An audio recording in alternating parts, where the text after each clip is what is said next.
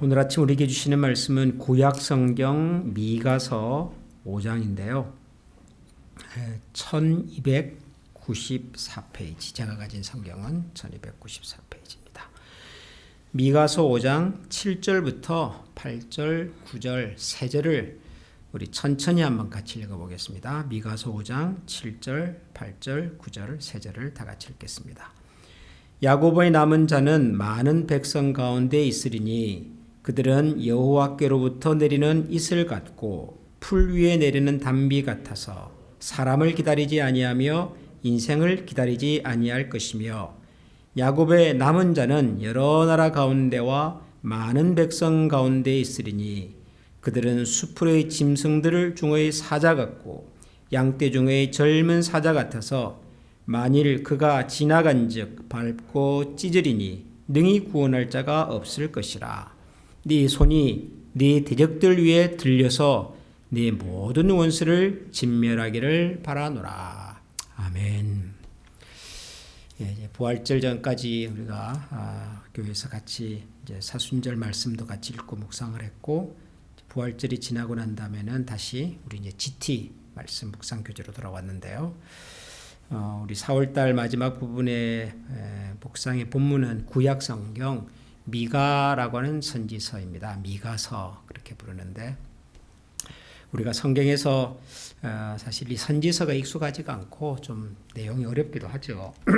더군다나 이렇게 미가서라든가 또 뭐 그 뒤에 나온 나훔이라든가 이름도 생소한 이런 성경들은 읽어본 적도 사실은 기억이 잘 나지 않고 또 무슨 내용인지도 이해하기 어렵습니다만은, 선지서는 그냥 쉽게 말하면은 그 하나님의 실망을 얘기하는 책입니다. 그러니까 이스라엘 백성, 남과 북으로 나누어져 있었던 이스라엘 백성이 하나님의 말씀을 떠나고, 그리고 하나님의 말씀을 떠나서 살아가는 삶의 모습이 하나님을 믿지 않는 사람보다도 더 못한 그런 상황 속에서 하나님께서 당신의 선지자들을 보내서 얼마나 하나님의 마음이 아픈지, 얼마나 답답한지, 그런 하나님의 탄식, 하나님의 마음의 아픔, 이런 것들을 기록한 책입니다. 그러다 보니까 선지서 내용 자체가 무겁고 좀 어둡습니다. 그러나 선지서에 있는 또 하나의 중요한 주제가 있습니다. 하나님의 실망. 실망하셨으니까 하나님께서 화도 내시고 벌도 내리시고 그러시겠죠. 그것 말고 또 하나 중요한 메시지는 뭐냐면, 그럼에도 불구하고 하나님은 우리를 용서하신다, 기다리신다, 그리고 다시 회복시키신다 하는 메시지가 있습니다. 이 두 가지가 선지서에는 항상 같이 있습니다. 그래서 우리가 선지서에 대한 선입견이 무겁다, 어렵다, 하나님의 심판이다, 그런 쪽에 많이 가 있다면, 또 한쪽에는 하나님의 기다림, 하나님의 위로, 하나님의 초청, 이 메시지가 있음을 꼭 기억하시고, 결국 하나님께서 하시고 싶은 말씀은 그거 아니겠습니까? 우리가 잘못했지만, 우리를 찢으셨지만 도로 낫게 하실 것이고, 때리셨지만 다시 우리를 고쳐주실 것이고, 그거죠. 미가서도 그렇습니다. 미가서라고 하는 이 미가라고 하는 선지자는 북쪽 이스라엘이라고 하는 나라가 정말 하나님을 떠나서 너무 엉망으로 살아가는 모습을 보면서 그 하나님의 그 실망한 마음을 이렇게 표현을 했던 선지자입니다. 뿐만 아니라 미가 선지서를 읽어보면 앞부분에는 자기가 예언한 그대로 나타납니다. 하나님께서 미가 선지자를 통해서 이 백성들이 나를 떠나서 이런 모습으로 살아가니 내가 도무지 견딜 수가 없어서 내가 이렇게 하겠다라고 말씀을 하셨는데, 그게 그대로 당대에 자기 눈앞에서 일어났습니다. 그러니 이 선지자의 마음이 참 얼마나 힘들었겠습니까? 자기 동족, 자기 조국의 실패를, 멸망을 예언한다는 것도 그게 힘든데, 그게 자기 당대의 눈앞에서 실현이 됐단 말이죠. 참 어려웠을 거라고 생각을 합니다. 그런데 이제 오늘 우리가 읽은 이 미가서 5장에는 제가 선지서의 또 다른 메시지라고 말씀드렸던 그 희망의 이야기가 등장하는 본문입니다. 우리가 처음부터 읽지를 않아서 내용이 이게 뭔가 하는 생각이 들지만은, 5장 2절에 보면 베들레헴 에브라다야 너는 유다 족속 중에 작을지라도 이스라엘을 다스릴 자가 네게서 내게로 나올 것이라. 그의 근본은 상고의 영혼에 있느니라. 그러므로 여인이 해산하기까지 그들을 붙여주시겠고 그 후에는 그 형제 가운데서 남은 자가 이스라엘 자손에게 돌아오리니. 좀 들어본 듯한 그런 얘기가 나옵니다. 메시아의 탄생에 대한 이야기 중에 하나입니다. 구약 성경 중에서 예수님께서 태어나실 것을, 그리고 예수님께서 태어나셔서 메시아로서의 일을 할 것을 예언했던 구절들이 몇 구됐는데 그 중에 하나입니다. 이 미가서 5장 2절 베들레헴 에브라다야 너는 유다 족속 중에서 작을지라도 이스라엘을 다스릴 자가 내게서 내게로 나올 것이다. 베들레헴, 우리에게는 예수님께서 탄생하신 동네, 그렇게 알려져 있는 동네지요. 베들레헴. 그런데 예수님께서 태어나기 전까지는 베들레헴이 그렇게 유명한 동네가 아니었습니다. 마치 우리 미국에도 어떤 도시를 가보면 여기는 몇 대 대통령이 태어나신 곳, 여기는 뭐 에디슨이 뭐 태어나서 자란 곳, 뭐 그런 이제 지명들이 있지만 그 동네들이 그 유명한 분이 태어나기 전까지는 무명한 지역이었습니다. 전혀 유명한 곳이 아니었던 거죠. 그분이 태어나서 유명해진 거죠. 베들레헴이 그런 곳입니다. 베들레헴이라고 하는 말에 레헴은 떡이라는 뜻이거든요. 떡집이라고 하는 동네 이름이 떡집입니다. 그러니까 아주 조그마한 동네인데 아마 떡방앗간이 하나 있었던 모양입니다. 그래서 옛날에 우리도 시골에서 보면은 뭐 도시 이름을 압니까? 우리가 거리 이름을 압니까? 뭐 호수를 압니까? 그러면 이렇게 방앗간 건너편 뭐 샛길 옆으로 뭐 이런 식으로 표현을 했던 시절의 얘기인 거죠. 이게 베들레헴. 떡방앗간이 하나 있는 조그마한 동네. 그런 동네였단 말이죠. 그래서 베들레헴 에브라다야. 에브라다는 큰 지역 이름인데 너는 유다 족속 중에서 작다. 아주 작다. 그렇지만 네게서 이스라엘을 다스릴 자가 나올 것이다. 이스라엘만 다뤘습니까? 온 우주 역사를 다스리시는 메시아 그리스도가 탄생하신 곳이죠. 베들레헴. 작은 곳이지만 희망을 이야기를 하고 있었던 거죠. 그 연장선 상에서 오늘 우리가 읽은 7절, 8절, 9절도 있습니다. 야곱의 남은 자는 많은 백성 가운데 있으리니 그들은 여호와께로부터 내리는 이슬 같고 풀 위에 내린 단비 같아서 사람을 기다리지 아니하며 인생을 기다리지 아니할 것이라. 메시아가 오셔서 이 땅에 남은 자들을 하나님께로 다시 불러들일 거죠. 구약 성경 특별히 선지서에서 이 남은 자라고 하는 표현이 굉장히 중요하거든요. 하나님께서 심판하시고 징계하시고 흩어지고 다 하지만은 그럼에도 불구하고 마치 산에서 나무를 베고 나면 그루터기가 남듯이 하나님께서 남은 자들을 두신다. 남겨진 자들을. 구약 성경에서 굉장히 중요한 표현입니다. 남겨진 자들, 렘넌트라고 하는 표현인데 하나님께서 그 사람들을 주목하신다는 거죠. 주목하신다는 거죠. 어떤 풍파가 와도 어떤 거친 상황이 와도 하나님께서 그 남은 자들을 끝까지 지키시고 보호하신다는 거죠.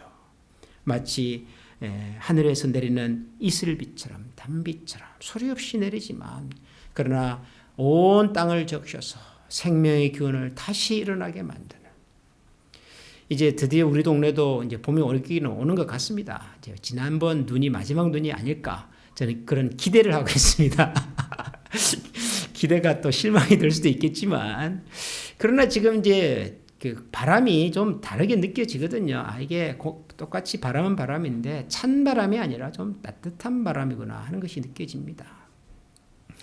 훈훈한 바람이 불기 시작을 하면 아무리 비가 오고 뭐 눈이 아직 남아있다고 하더라도 생명의 기운은 돋아나게 되어 있습니다.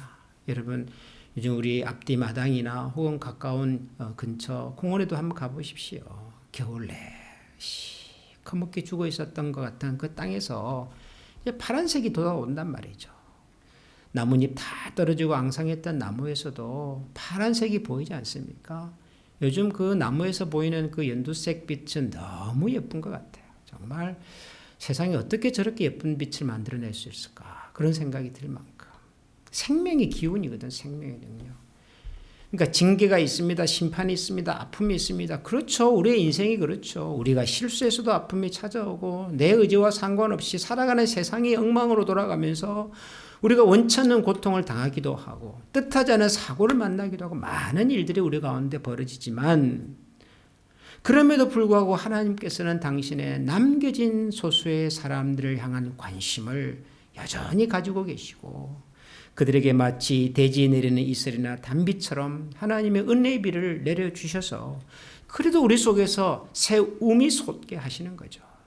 생명의 기운이 다시 꿈틀거리게 만드는 거죠. 이게 우리가 믿는 하나님의 약속이라고 저는 생각을 합니다. 우리가 신앙을 갖는다고 해서 우리가 가지고 있는 고민이 염려가 뭐 하루아침에 다 사라지는 것은 아닐 수도 있지만 죄송합니다. 근데 결국에는 하나님께서 우리의 마음의 소원을 이루어 주시거든요.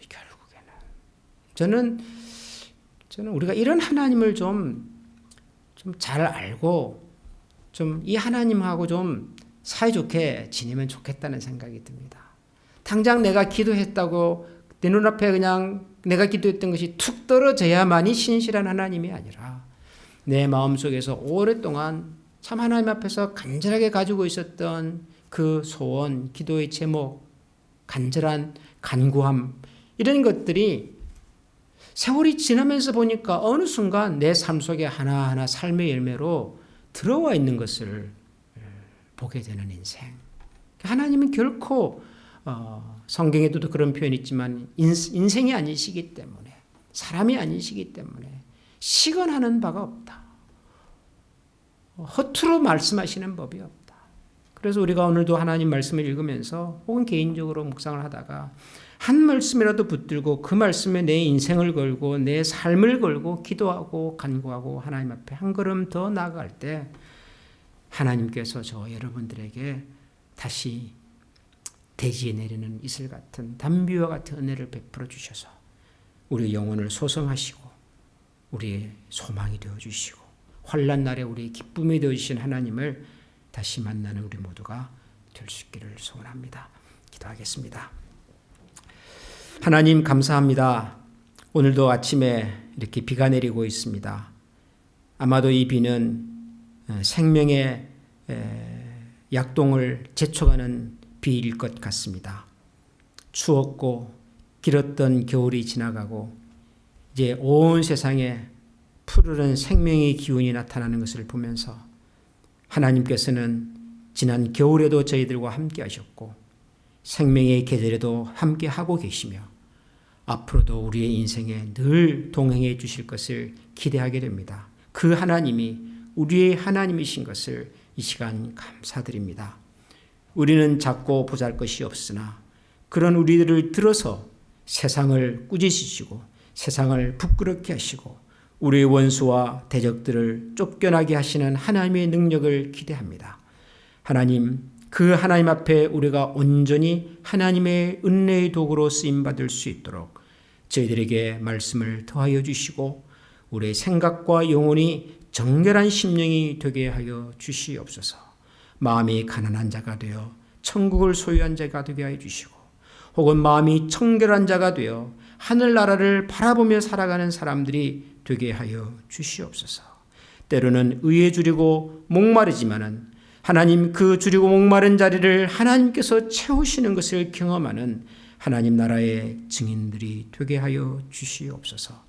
하나님 오늘도 우리가 살아가는 우리의 삶과 우리의 주변과 세상 속에 찾아온 여러 종류의 고통을 신음을 아픔을 기억하여 주시옵소서. 그리고 그 고통이 그 신음이 오래가지 않도록 하나님께서 역사하여 주시기를 원합니다. 또한 우리가 하나님 앞에서 가지고 있는 개인적인 기도의 제목들을 기억하여 주시고 하나님 저희들이 너무 지치지 않도록 하시고 하나님 우리의 기도가 마침내 우리의 삶 속에 열매로 나타나는 것을 함께 보고 기뻐하면 귀한 주의 종들이 되게 하여 주옵소서. 오늘도 우리의 삶 가운데 우리의 힘과 능력이 되어주시는 주님을 기대하오며 우리 주 예수 그리스도 이름으로 기도합니다. 아멘. 하늘에 계신 우리 아버지, 아버지의 이름을 거룩하게 하시며 아버지의 나라가 오게 하시며 아버지의 뜻이 하늘에서와 같이 땅에서도 이루어지게 하소서. 오늘 우리에게 일용할 양식을 주시고 우리가 우리에게 잘못한 사람을 용서하여 준 것 같이 우리 죄를 용서하여 주시고 우리를 시험에 빠지지 않게 하시고 악에서 구하소서. 나라와 권능과 영광이 영원히 아버지의 것입니다. 아멘.